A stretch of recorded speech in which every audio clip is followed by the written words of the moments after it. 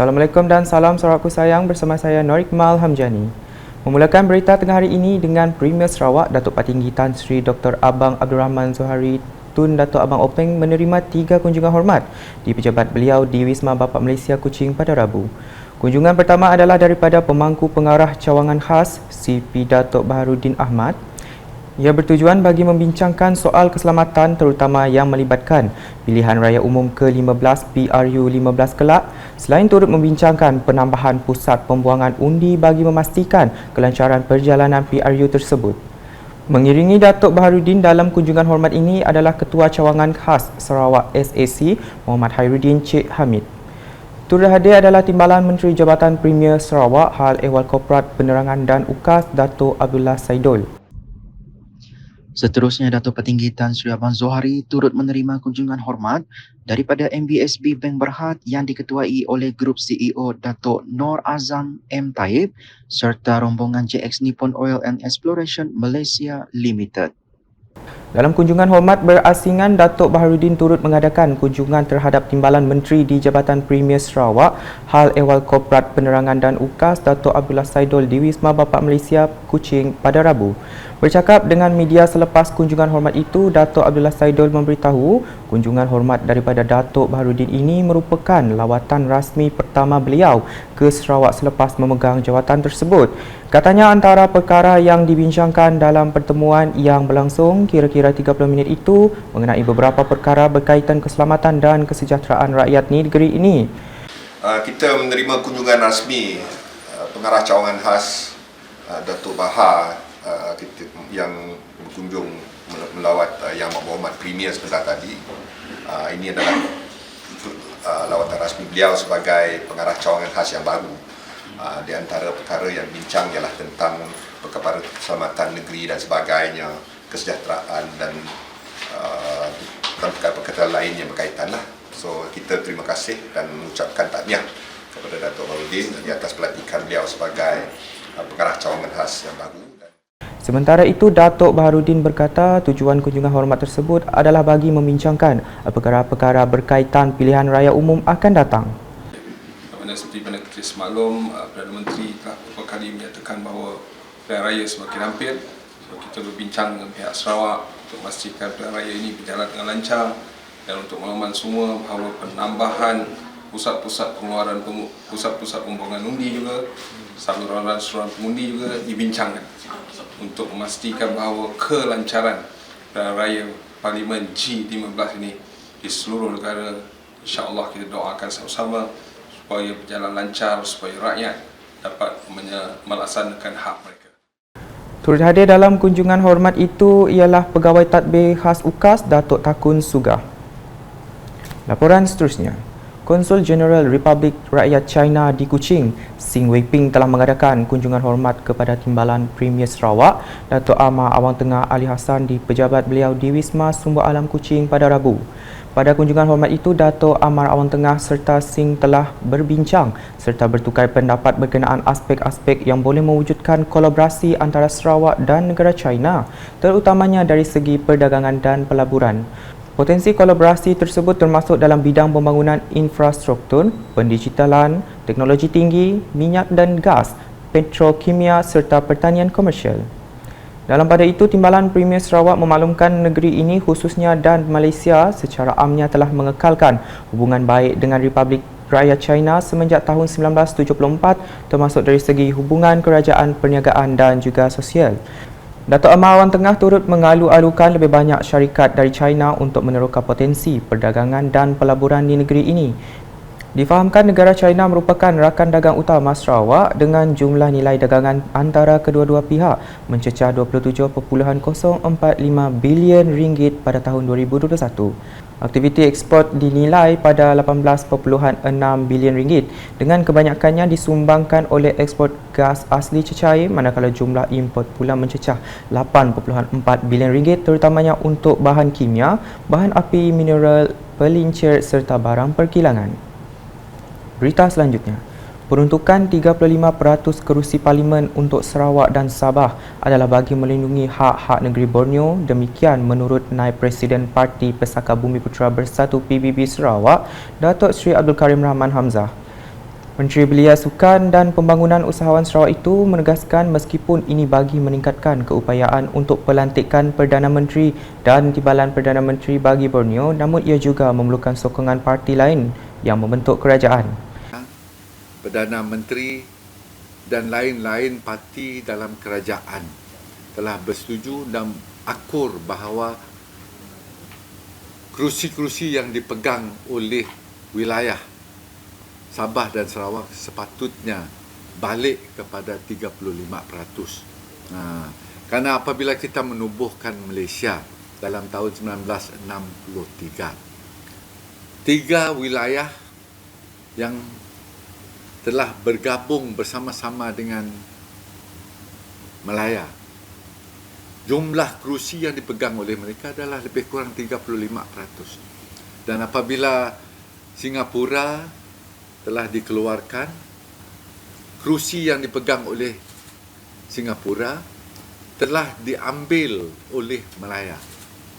Dan sebab itulah jumlah kota, percentage dalam Parlimen Sabah dan Sarawak hanya tinggal 25%. Beliau berkata demikian dalam sidang media di Kuala Lumpur selepas mengadakan lawatan ke venue Sukma ke-20 pada Rabu.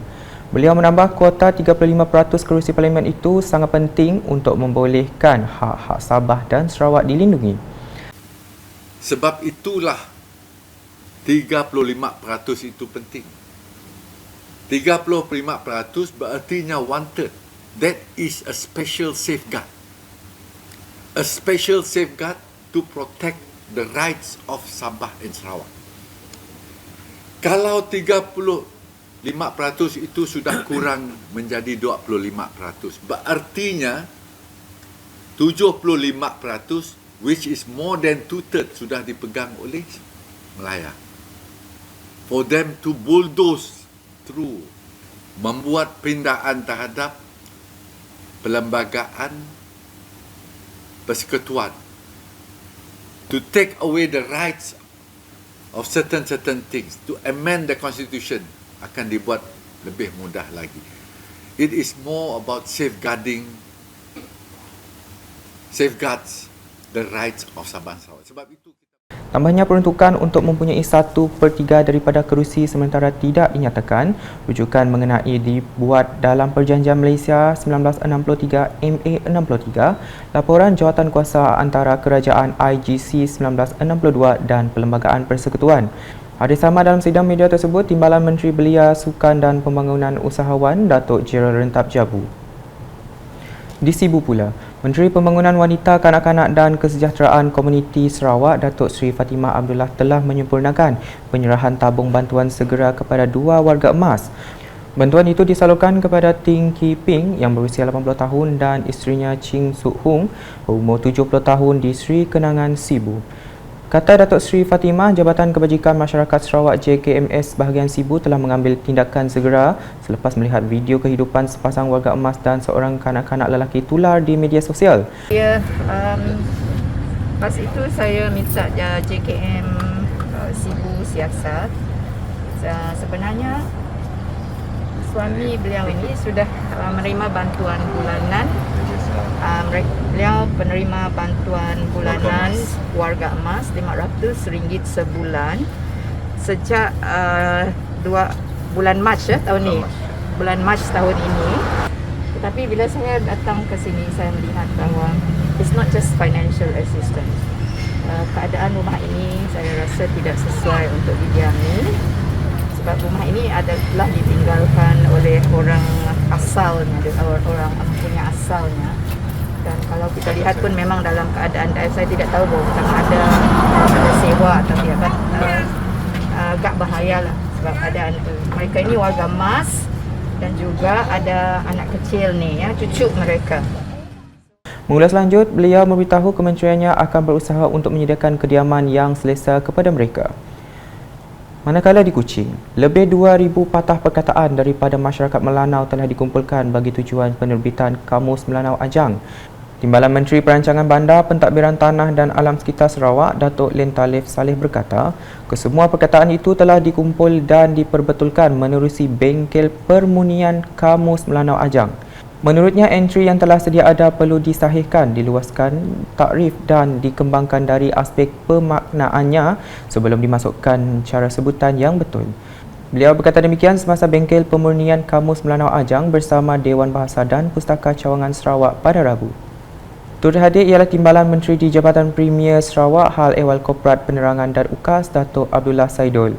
Ahli Dewan Undangan Negeri Adun Kuala Rajang itu menambah cara sebutan yang betul adalah berdasarkan pemenggalan fonemik oleh penutur jati yang telah dilantik berdasarkan ideolog variasi dialek daerah masing-masing.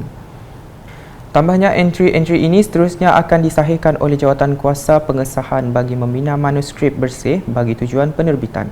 Difahamkan seramai 35 peserta dari Kampung Kuala Rajang, Jerijeh dan Belawai telah menyertai bengkel pada 19 hingga 23 September ini. Beralih ke perkembangan SUKMA 2022 di Kuala Lumpur.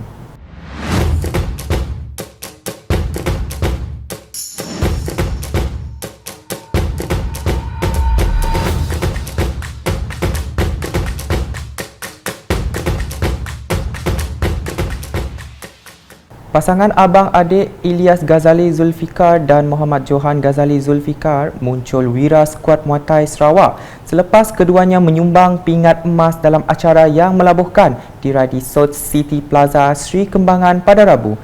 Ilyas yang merupakan atlet kebangsaan menjinakkan atlet dari Terengganu Muhammad Fazat Ki Muhammad Zaki dengan kiraan 30-27 dalam pertembungan 3 pusingan kategori lelaki 63.5 kg.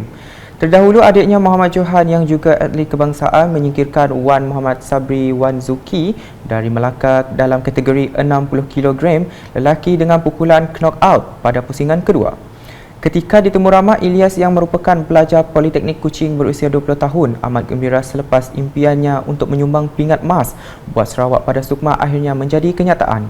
Gembira sebab saya dapat menewaskan antara top Malaysia sekarang ni, top Muay Thai Malaysia fighter sekarang ni. Dan saya dah lawan 4 kali minggu ni, so alhamdulillah bangga dengan prestasi ni. Sementara itu, Johan 16 tahun itu juga amat berpuas hati selepas berjaya merangkul pingat emas pada SUKMA buat kali pertamanya. Turut berkongsi kegembiraan itu, ibu mereka Jenna Johnson sambil berkata pengorbanan mereka menjalani latihan selama 7 tahun membuahkan hasil yang membanggakan. I feel happy, I feel grateful because a lot of hard work's gone into this. They've been training for 7 years, so this is 7 years of hard work and it's been appreciated today. So I'm very grateful, very happy. Dalam pada itu, Ketua Kontijen SUKMA Sarawak, Datuk Gerald Rentap Jabu yang turut turun untuk memberikan sokongan mengucapkan tahniah di atas kejayaan Ilyas dan Johan memenangi pingat emas. Kita beri tahniah kepada Johan dan Ilyas yang telah menangi dua-dua pertandingan tadi. Kita bangga Sarawak dapat 2 medal emas. Ini mengangkatkan semangat kita dan juga kedudukan kita. Dan mungkin kita berterima kasih kepada pasukan Sarawak kita.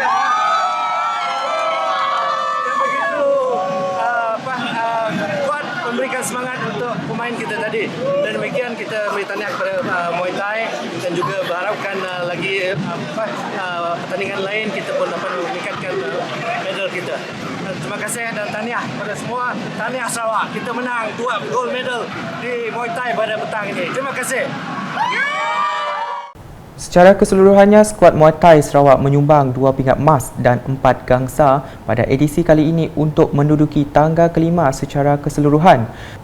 Sementara itu, pemenang pingat gangsa ialah kabilan Jelivan Tiagarajan 67 kg, Muhammad Hasbullah Mut 45 kg dan Nur Azirah Muhammad Yudi 57 kg.